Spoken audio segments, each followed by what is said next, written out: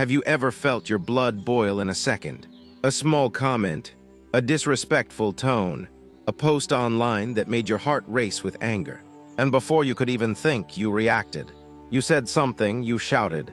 You posted something you regret. And afterward, guilt, pain, overthinking. But what if you could remain silent like a monk in the middle of chaos? What if you could become so powerful, so centered, that nothing, absolutely nothing, could disturb your peace? Welcome to Wisdom of Sparks. And this is not just a video. This is a doorway to a life where you control your emotions, not the world. Because today we dive deep into a power so silent, yet so strong. The power of not reacting. And trust me, if you stay till the end of this video, you won't just be watching Buddhist teachings. You'll feel them. You'll become them. Let's begin with a story that can change your life. Over 2,500 years ago, Lord Buddha was walking through a village. He was calm, smiling, in total peace. But suddenly, a man approached him and began shouting insults. He screamed, "You are a fake, a liar, you teach nothing but weakness." Everyone around expected Buddha to get angry, to defend himself, to at least respond. But Buddha stood still, his face soft as the morning sky, his eyes deeper than the ocean. And then he said something so powerful that the man was stunned into silence. Buddha asked, "If someone gives you a gift and you do not accept it, to whom does the gift belong?" The man replied, "To the one who offered it, of course." Buddha smiled and said, "Then I do not accept your anger. It remains with you." Silence. The air stopped. The man dropped to his knees, transformed. And now, my friend, ask yourself, how often do you accept the gift of insult? How often do you accept people's anger, hate, jealousy, and make it your burden? Buddha's teachings are not about escaping the world. They are about mastering your mind within the world. And that mastery begins with this one simple truth. You are not required to react. You are allowed to pause. The myth we all believe. From childhood, we're taught, if someone hits, hit back. If someone insults, prove them wrong. If someone shows power, show more power. But Buddhism whispers something different. It says, reacting is easy. Anyone can react. But pausing, breathing, observing, that is the path of the wise. And here's a hidden truth. Every time you react, you hand your power to the other person. You become a puppet, your strings pulled by their words, their moods, their manipulation. But when you don't react, when you simply observe, you become unshakable. You become like the mountain. The storm may dance around it, but the mountain remains still. Why do we react so easily? Buddhism says clinging is the root of suffering. We cling to our identity, our opinions, our need to be right, our expectations of how others should treat us. So when someone threatens these, we explode. But Buddha says let go. Let go of the need to win. Let go of the desire to control others. Let go of the illusion that peace comes from the outside. Because true peace is inner stillness. And that stillness begins when you no longer see insults as threats, but as echoes of someone else's pain. A pause that saves your soul. The moment you feel triggered, you have a sacred window, a small gap, a breath. In that breath lies your freedom. React and you're a slave. Pause and you're free. Let me repeat that for you. React and you're a slave. Pause and you're free.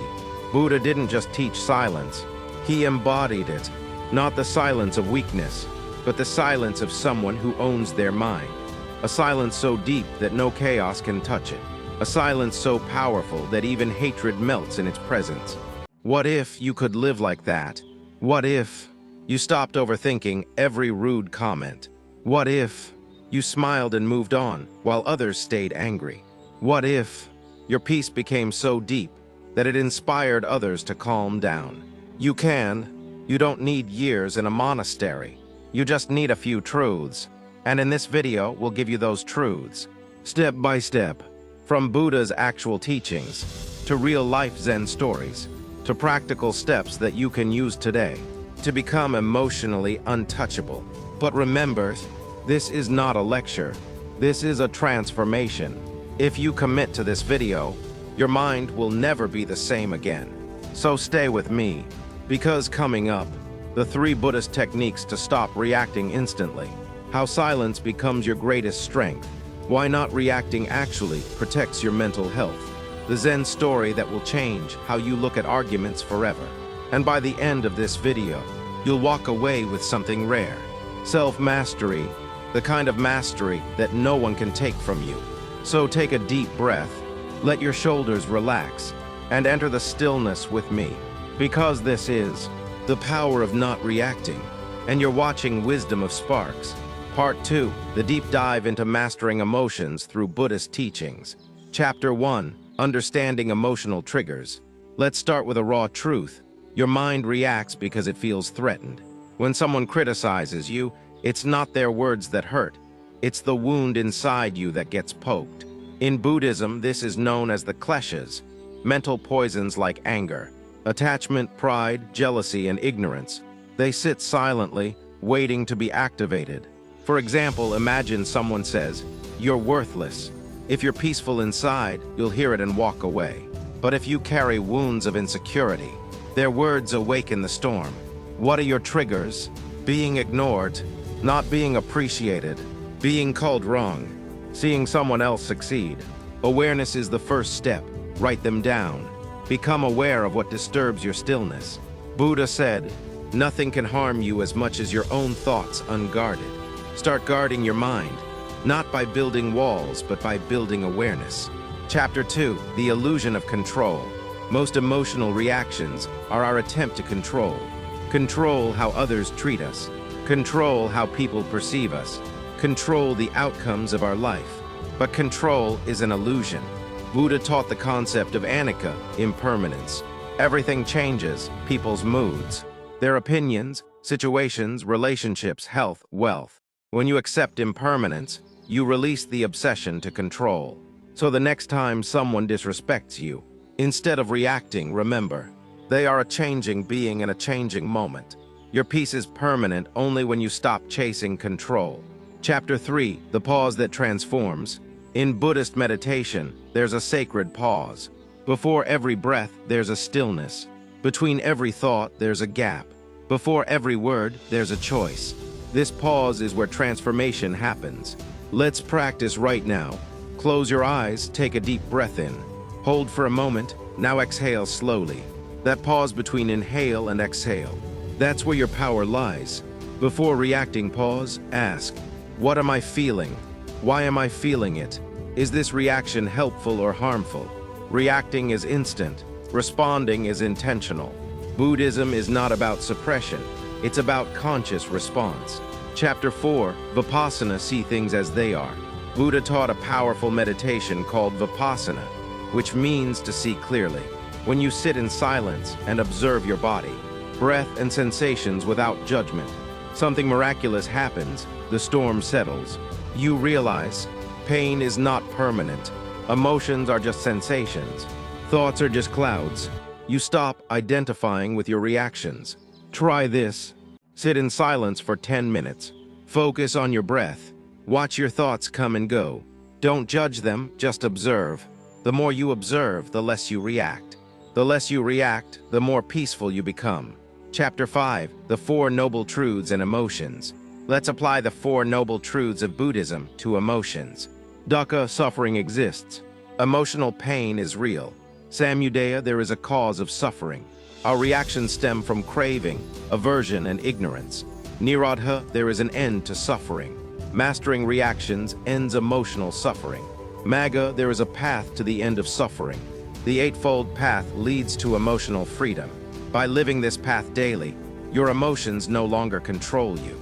You watch them rise and fall. Chapter 6, the Eightfold Path as Emotional Discipline. Use the Eightfold Path to master emotional control. Right view, understand that emotions are temporary. Right intention, aim to respond, not react. Right speech, speak calmly, kindly, and only when necessary. Right action, let your actions arise from peace, not anger. Right livelihood, avoid environments that poison your peace. Right effort, gently bring your mind back to peace. Right mindfulness, be aware of your emotional triggers. Right concentration, practice meditation daily. This path is not religious, it's practical. It's for anyone who wants peace more than revenge. Chapter 7, Zen Stories for the Emotional Mind. Story 1, The Empty Boat. A man was rowing in a river when another boat crashed into his. Furious, he screamed until he realized the other boat was empty. He left. Lesson: people are empty boats filled with their own issues. Don't take their actions personally. Story 2, The Two Arrows. Buddha said, being hurt by others is the first arrow. Reacting with anger is the second arrow. You shoot it at yourself. Don't shoot the second arrow. Story 3, Letting Go. Two monks carried a woman across a muddy path. Hours later, one monk complained, "We shouldn't have touched her." The other replied, "I left her hours ago. Why are you still carrying her? Let go of what doesn't serve you." Chapter 8, Real-Life Application. Situation 1, Argument at work.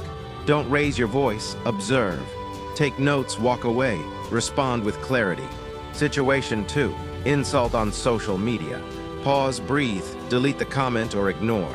Don't let digital noise disturb your inner silence. Situation 3, Family conflict. Use the phrase, "I understand your point." Then pause. Mantra to repeat. I choose peace over reaction. Use this in traffic, in queues. During debates, watch how powerful your silence becomes. Chapter 9, The Daily Emotional Mastery Routine. Morning 10 mins. Wake up in silence. Say, "Today I am the master of my emotions." Breathe deeply. During the day, set a reminder every 2 hours. Am I reacting or responding? Drink water before replying to emotional messages. Evening 10 mins. Reflect, where did I lose my calm today? Why? Journal your triggers. Practice forgiveness meditation.